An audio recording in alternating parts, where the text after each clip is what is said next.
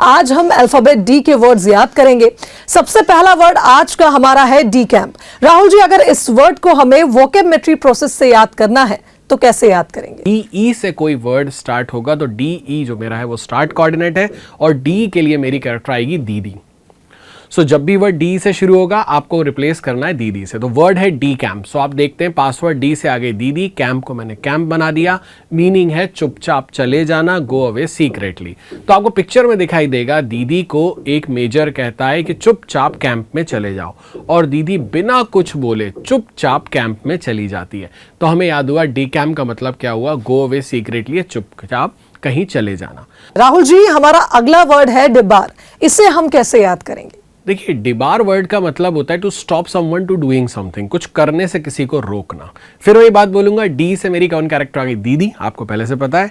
बार को मैंने बार बना दिया। तो आप पिक्चर में देखते हैं दीदी जो है वो बार में जा रही है और कुछ लोग उसे बार में जाने से रोक रहे हैं। तो मुझे याद हुआ डिबार का मतलब क्या हो गया, कुछ करने से रोकना।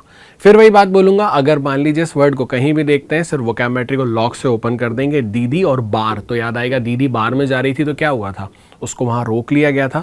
तो डिबार करना यानी कुछ करने से रोकना, to stop someone to doing something. Clear है? तो हमने नया पासवर्ड सीखा है अल्फाबेट डी के वर्ड्स को याद करने के लिए, दीदी।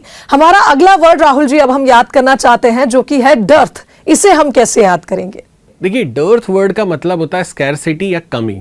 अब डी से आ गई दीदी, अर्थ को मैंने बना दिया, अर्थ जिसे हम पृथ्वी कहते हैं। तो पासवर्ड क्या तैयार हुआ डर्थ का, दीदी प्लस अर्थ। तो आपको पिक्चर में दिखाई दे रहा है दीदी अर्थ के ऊपर खड़ी हुई है और चारों तरफ जो है कमी आ चुकी है अर्थ में पेड़ों की। तो हमें याद हुआ डर्थ का मतलब क्या हो गया, कमी या स्कैरसिटी।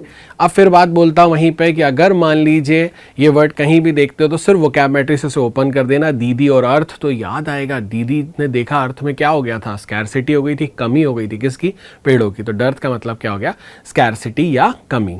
चलिए, तो अब याद करते हैं हमारा अगला वर्ड, वो है डिफाइल। राहुल जी, इसे हम कैसे याद करेंगे? देखिए, डिफाइल वर्ड का मतलब होता है डैमेज द प्योरिटी, किसी को दूषित कर देना, अपवित्र कर देना।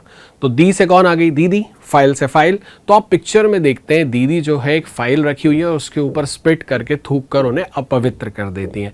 तो हमें याद हुआ डिफाइल का मतलब क्या हो गया, अपवित्र करना, किसी चीज़ को दूषित करना। फिर वही बात बोलूंगा, अगर मान लो ये वर्ड कहीं भी देखते हो सिर्फ वोकैब्युलरी का फॉर्मूले से ओपन कर देना, दीदी और फाइल, तो याद आएगा आपको दीदी ने फाइल के साथ क्या करा था, करेक्ट, उसे दूषित कर दिया था, अपवित्र कर दिया था, डैमेज द प्योरिटी। तो डिफाइल का मतलब क्या हो गया, अपवित्र करना। इसमें स्टार्ट कोऑर्डिनेट के बाद राइमिंग साउंड मिल गया था, जैसे डी कैंप में कैंप मिल गया, डी बार में बार मिल गया, डी फाइल में फाइल मिल गया।